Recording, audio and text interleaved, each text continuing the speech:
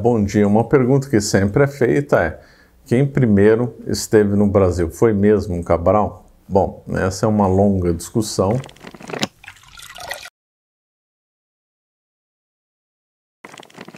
Tendo em vista que Portugal lutou para que a linha do Tratado de Tordesilhas fosse deslocada mais a oeste, o que poderia até, em última instância, gerar conflitos com a Espanha, né? Então, se espera, se entende por causa disso, que Portugal já tinha feito expedições antes de 1500, ou mesmo antes do Tratado de Tordesilhas, por isso que ele teria lutado por uma linha mais a oeste. Não teria sentido ele ficar brigando com a linha com a Espanha se ele não soubesse que aqui havia terras. Para que ele ia trocar assegurante de ter terras a leste, que obviamente sabia-se que tinha África, Ásia, para trocar pelo mar, e que o mar, se ele não soubesse que teria terra no Brasil, que seria só mar, então ele teria trocado terra por mar, não faz sentido. Então o fato dele ter lutado por um deslocamento da linha mais a oeste é uma prova que talvez Portugal já tinha enviado navegadores para cá, antes ainda do Tratado de Tordesilhas ser assinado, e aí então se sabia da existência dessas terras. Então esse é um dado, mas aí não existem provas, isso é só especulação. Tirando esse fato, quem então teria vindo no Brasil, teria estado no Brasil, no território que é hoje o Brasil, depois da assinatura do Tratado de Tordesilhas? Teria sido mesmo Cabral? Também provavelmente não. Teria sido o primeiro a chegar, teria sido Duarte Pacheco Pereira, aquele que o Camões chamou de Aquiles Lusitano, grande navegador. E ele inclusive, se não me engano, participou das discussões do Tratado de Tordesilhas, aí, mais um fator. E ele então foi enviado por Dom Manuel para explorar o Atlântico Sul, em 1498. Então ele teria estado onde seria hoje o Maranhão ou Pará. Então essa teria sido a primeira viagem ao Brasil. Então o Brasil teria sido avistado, ou se ele desembarcou pela primeira vez com Duarte Pacheco Pereira. E depois dele, teria vindo então, finalmente, Cabral? Também não.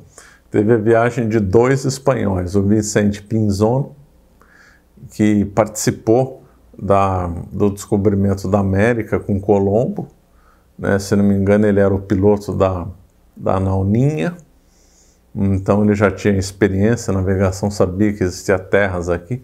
Ainda fica no campo do mistério e da especulação, se eles achavam que estavam realmente no Oriente, as regiões do Japão ou da China, ou se eles achavam que estavam em território novo, né? Uns dizem com certeza que eles achavam que estavam na costa da Ásia.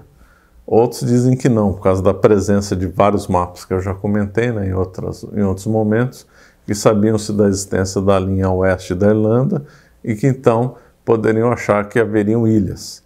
Bom, quer eles achassem que estava na Ásia ou descobrindo novas ilhas, eles estavam explorando um novo território que não era conhecido, né? Então Espanha e Portugal enviaram navegadores para explorar essas terras. E Portugal mais concentrado no Brasil durante um tempo, na região do Canadá, nas expedições de Corte Real, e a Espanha, claro, maciçamente na região do Caribe, depois na região do Prata, etc. Então, o Vicente Pinzón, né, conseguiu, com a viagem de Colombo, ganhar prestígio, conseguiu montar uma armada liderada por ele próprio, e aí, então, ele saiu da Espanha em 1499 e chegou no Brasil em 1500, também na costa lá do norte e nordeste. Ninguém sabe exatamente onde ele teria desembarcado. Uns sustentam que o primeiro ponto dele teria sido ou no Rio Grande do Norte ou no Ceará. Uns dizem que ele teria estado na região do Jericoacoara. E o fato é que ele navegou por essas terras, ele chegou a ter conflito com índios, né?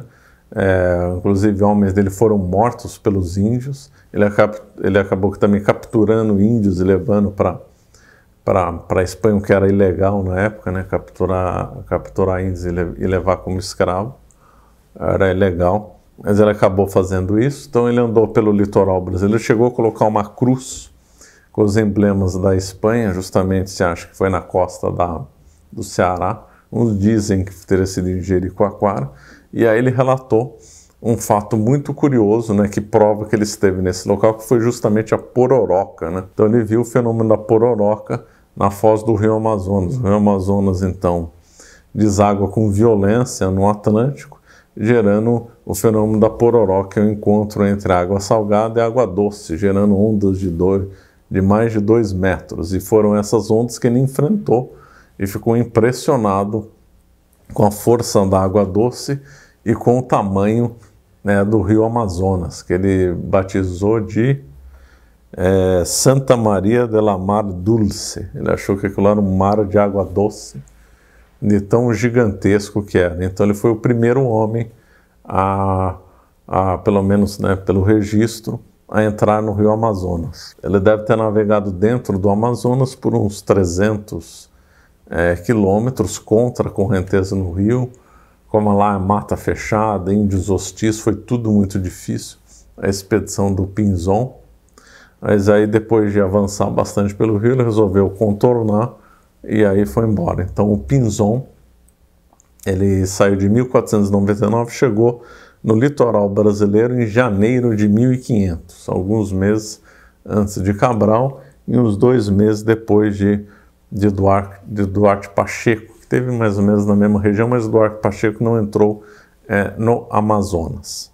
E uma outra curiosidade é que, por coincidência, um parente dele, Diogo de Lepe, também esteve na mesma região que ele. O Diogo de Lepe saiu um pouco depois do primo, né, do parente, do Pinzon, e também chegou na costa do Ceará, também chegou no Amazonas, chegou a ter também, travar contato com os índios, também teve conflito com os índios, e depois voltou. Acho que aí depois ele foi para o Caribe, do Caribe para a Espanha. As 2 expedições não se encontraram. A primeira foi a de Pinzon e depois a de Diogo de Lepe, que aí fez um caminho parecido com Pinzon. Então nós temos aí essas 3 expedições que antecedem Cabral aqui nessas terras, que foi a do Duarte Pacheco, a de Pinzon e da Diogo de Lepe, que estiveram então no norte e nordeste. Agora no litoral, porque ali é o que antigamente se chamava costa leste-oeste do Brasil, né? Na costa norte e sul, que seria do Rio Grande do Norte até o sul do Brasil, aí a primeira aprovada realmente foi a de Cabral, que foi em 1500, né? Apenas um dado curioso é que o Pinzon pegou uma tempestade no Atlântico e por causa dela ele teria batido o recorde de cruzar o Atlântico. Teria durado só 13 dias a viagem dele no Atlântico, um recorde. Expedições antes ou depois demoravam muito mais que isso. A dele foi uma das expedições mais rápidas por conta de uma tempestade que aí fez os ventos levarem as naus rapidamente, né? Então, essas navegações aqui são bem interessantes. Bom, se você gostou desse nosso vídeo, por favor, se inscreva no nosso canal e nos siga no Instagram. Muito obrigado.